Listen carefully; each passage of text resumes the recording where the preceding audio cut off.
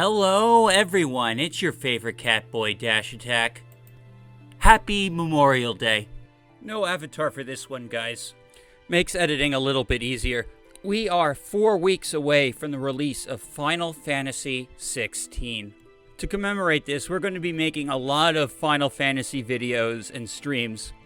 And to start it off, I'm going to do something I haven't done in a while. A top insert number here list. So I picked the most contentious topic of debate among Final Fantasy fans. Who are the best girls? This list mostly consists of girls from games I've completed. I also made a rule that only one girl is allowed to be on the list from the same world.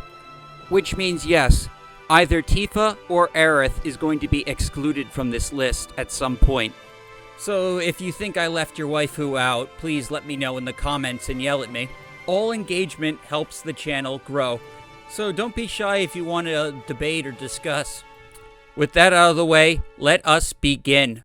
Number 6 is pretty much an honorable mention, as she isn't from a mainline Final Fantasy game, but rather a mobile gacha game called War of the Visions Final Fantasy Brave Exvius, or better simply known as War of the Visions. I played this game for almost 1.5 years before I got sick of just paying money just to keep up. If you weren't hoarding every new unit and building them up, you basically just got killed in multiplayer all the time. One of my units wasn't only extremely powerful with magic, but also was interesting in the story. Kilfei is a staff mage from the land of Fennis, who are the bad guys of the game, yet she serves them against her will.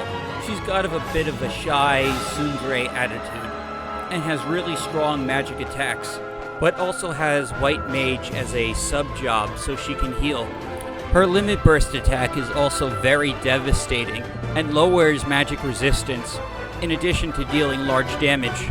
If you have the patience and the wallet to play this game, I definitely recommend pulling Kilfei. Also be sure to pull her swimsuit version, that one's also good.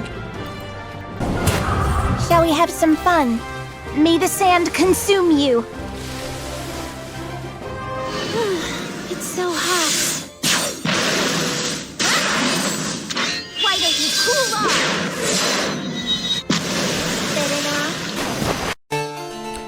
Number 5 is Freya from Final Fantasy IX. The thing I love most about Final Fantasy IX is that most of the party is non-human. Vivi and Sidon are the ones people think of the most.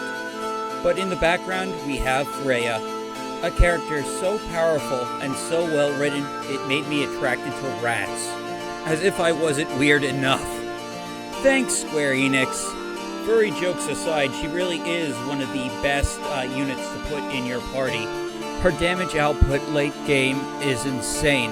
And in addition to having the Dragoon's iconic jump ability, she has an arsenal of dragon-themed attacks and abilities. She's a bit of a tragic character in search of her missing husband, and you basically get to see her entire race get, BTFO'd in the first act of the game. She doesn't get a ton of spotlight in Acts 2 and 3, but she's still, in my opinion, one of the best characters to put in your party. I heard rumors Square Enix is doing something with Final Fantasy IX, either another remake or an animated show. If they do either, I can't wait to see how they handle her. Highly underrated. From Soldier to Champion to Savior, for the number 3 spot, we have the one and only Lightning. For a good portion of the late 2000s, early 2010s, Square Enix had made Lightning the face of the Final Fantasy franchise, despite the underwhelming reception of Final Fantasy XIII. Note that I haven't beaten Lightning Returns, though I do hope to one day. I'm highly considering streaming it leading up to 16, though I doubt we can finish. But back to Lightning. The thing I really like most about Lightning is that she loves her sister. Her tsundere girl boss attitude is a front for her desire to want to protect her little sister. Even as her role and abilities kept changing over the course of 3 games, that fact always remained the same. Lightning would challenge any god that would get in her way between her and her sister. As the main protagonist of 13, she's a good unit to have in your party, especially in Lightning Returns, where she is the only party member. But by that point, she becomes Final Fantasy Jesus. And again, I still need to finish that game. Snarky, defiant, loving, not as cold a person as she lets on to be. Lightning truly is a warrior goddess. Impressive. Save it.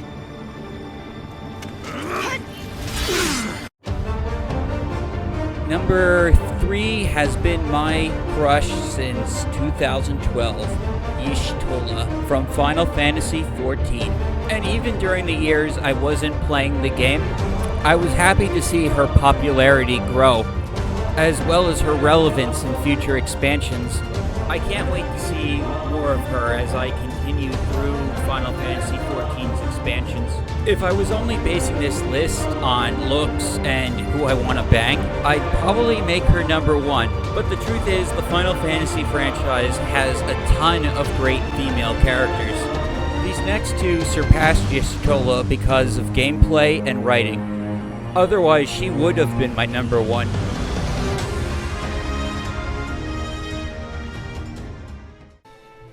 Final Fantasy IV was my first and favorite Final Fantasy game.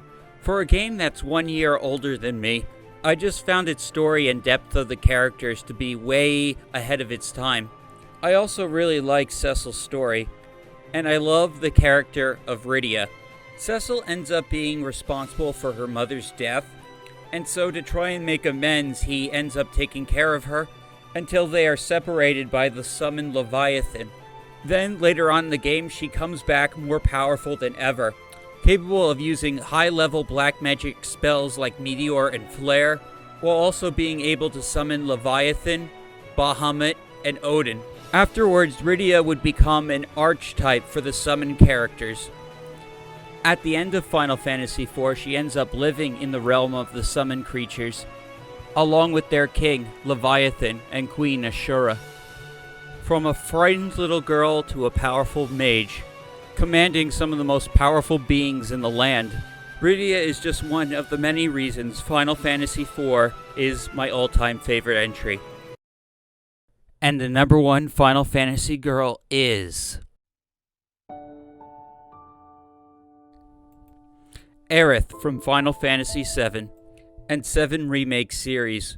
Outside of Cloud and Sephiroth, Aerith may be the most important character in the entire game, representing religion, nature, and spiritualism over materialism and pollution.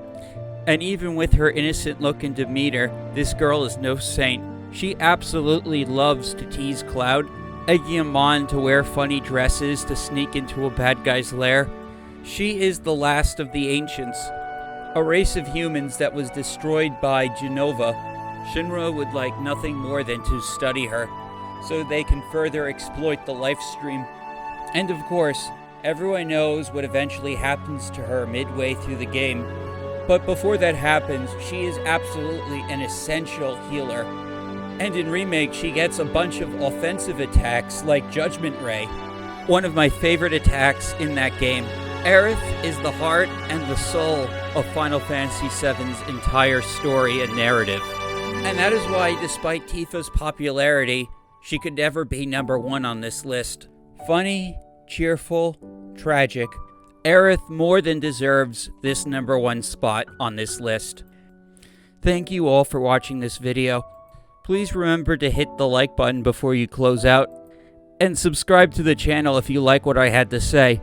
Expect more Final Fantasy opinion videos, as well as Final Fantasy streams leading up to the release of Final Fantasy XVI.